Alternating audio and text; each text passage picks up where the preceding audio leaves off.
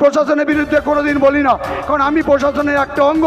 কিন্তু আমি বলছি বারবার, আমরা এই ঘুটিয়ারি থানায় এসডিপিও আইসি, এসডিপিও সাহেব, এসপি সাহেবকেও বলেছি যে আজকের এই ঘুটিয়ারি নারায়ণপুর ভাষা অঞ্চল যেভাবে মানুষ শেষ হয়েছে, নশের মধ্যে একদম পাতা গাঁজা পাতা হিরোইন ঢুকে গেছে, ব্যবস্থা নেওয়া হোক।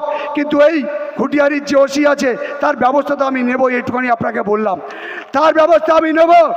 নিজেকে জমি দালালি করে এখানে যত জায়গায় খাস জমি আছে দেখবেন, ঘুটিয়ারি পিয়ালি গৌড় বিভিন্ন জায়গায় জমি যেখানে বিক্রি হচ্ছে, এই পুলিশের গায়ে উর্দি পরে সেখানে গিয়ে সেই জমি তার নিজের নামে লিখছে।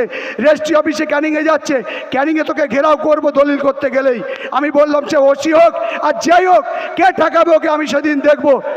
আমাদের ছেলেরা মার খাবে, নারায়ণপুরের মেম্বাররা মার খাবে, ঘুটিয়ারির ছেলেদের উপর অত্যাচার হবে, আর ওসি চমকাবে, তাকে নিয়ে বাইরে বাইরে ঘুরবে, কোমরে কোমরে দড়ি বেঁধে যেন সে যেন দেশদ্রোহী, তার বিরুদ্ধে মানুষকে চমকাচ্ছে।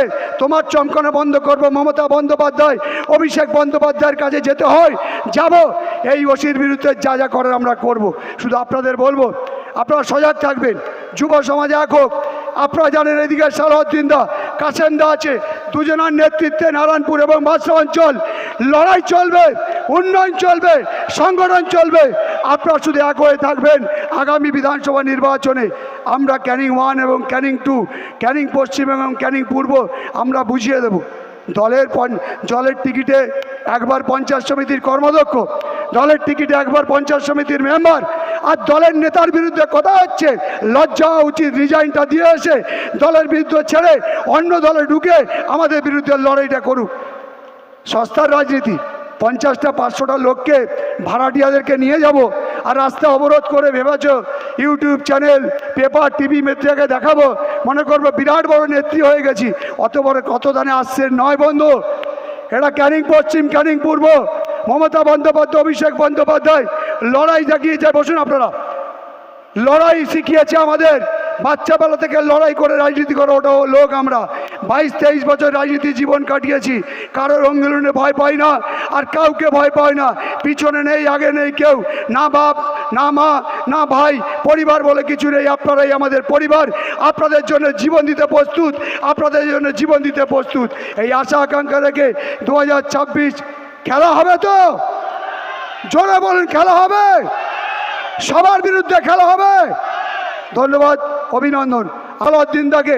আপনারা যেভাবে মায়েরা বাবারা এসছেন সালাউদ্দিন দার নেতৃত্বে, যে যতই করুক, যে যতই ফেসবুক করুক, যে যতই ইউটিউবে যারাক, 15,000 ভোটে এই এলাকার মানুষ আবার 2026-এ পশ্চিমবঙ্গের যে নির্বাচন, এই ক্যানিং পশ্চিমকে নির্বাচিত করবে। যেই টিকিট পাক মমতা বন্দ্যোপাধ্যায়, অভিষেক বন্দ্যোপাধ্যায়ের সৈনিক। আপনারা তো তৃণমূল, আপনারা তো মমতা বন্দ্যোপাধ্যায়ের সৈনিক। আপনারা জানেন যে দিদির যে কাজ, দিদির যে উন্নয়ন, দিদির যে ডেভেলপমেন্ট, আপনাদের মতো পরিবার থেকে উঠে আসা একজন মহিলা, একদম বাচ্চা জীবন থেকে মা বাবাকে হারিয়েছে, জীবনে বিবাহ করেনি, শুধুমাত্র মানুষের হয়ে কথা বলেছে।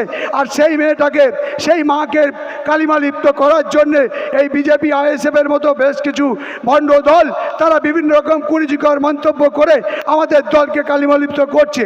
আমি শুধু বলি, আমি হিন্দু পরিবারের ছেলে, আপনারা হিন্দু ভাইরা আছেন, মুসলিম ভাইরা, মুসলিম মায়েরা আছেন। শুধু একটা কথা বলি, কাজী নজরুল ইসলাম বলেছিলেন যে মোরা এক বিন্দু, এক বিন্দুতে দুটো কুসুম, হিন্দু মুসলমান, হিন্দু তার নয়নের মণি, মুসলিম তার প্রাণ। তাই তো শওকত মোল্লা, পরেশ দাসরা আছে, তাই তো আপনারা আছেন, তাই তো আমরা সবাই আছি। হিন্দু মুসলিম খ্রিস্টান আদিবাসী সর্বধর্মের মানুষরা একসাথে মিলেমিশে থাকি। আপনারা জানেন আমি হিন্দু হতে পারি, হয়তো আমার বাবা মা জন্মের পর আমার নাম পরেশ রামরাজ দেখেছে, হয়তো আমি জন্মানোর পর তো বুঝিনি যে আমি কোথায় জন্মগ্রহণ করেছি, হিন্দু মুসলিম খ্রিস্টান আপনারা জানেন আমি যখন জ্ঞান ফিরেছে তখন আমি হয়তো হয়েছি হিন্দু, কিন্তু প্রত্যেক বছর আপনারা জানেন না আমি আজমির শরীফের চাদর চড়াতে যাই। আমি আমাদের সমস্ত ধর্মের মানুষের হয়ে আমি আশীর্বাদ দিতে চাই যে আল্লাহ ভগবান আমাদের সবাইকে ভালো রাখুন, আমাদের শুভবুদ্ধি উদয় হোক। আপনারা যারা আমাদের পিছনে কালিমা লিপ্ত করছে তাদের উপরওয়ালা বিচার করবে, আমাদের করতে হবে না। এই এলাকায় কিছু দুষ্কৃতি আছে, কিছু কাসেমদা জানে, বাদশাহ অঞ্চলের প্রধান সাহেবরা যেন আমরা জানি, বাদশাহ এবং নারায়ণপুরের কিছু কুচক্রীরা আছে, সকাল থেকে রাত পর্যন্ত ফোনে ফোনে যোগাযোগ, সকাল থেকে রাত পর্যন্ত বিভিন্ন জায়গায় মিটিং মিছিল করছে, আর শুধু বলছে তৃণমূলকে হারাতে হবে, তৃণমূলের বিরুদ্ধে কথা বলতে হবে, আর সকাল থেকে রাত পর্যন্ত কোটি কোটি টাকা, লক্ষ লক্ষ টাকা কি করছে, ড্রাগ বিক্রি করছে, পাতা বিক্রি করছে, মানুষকে শেষ করে দিচ্ছে, ইয়াং জেনারেশনকে পুরো শেষ জীবনটা শেষ করছে।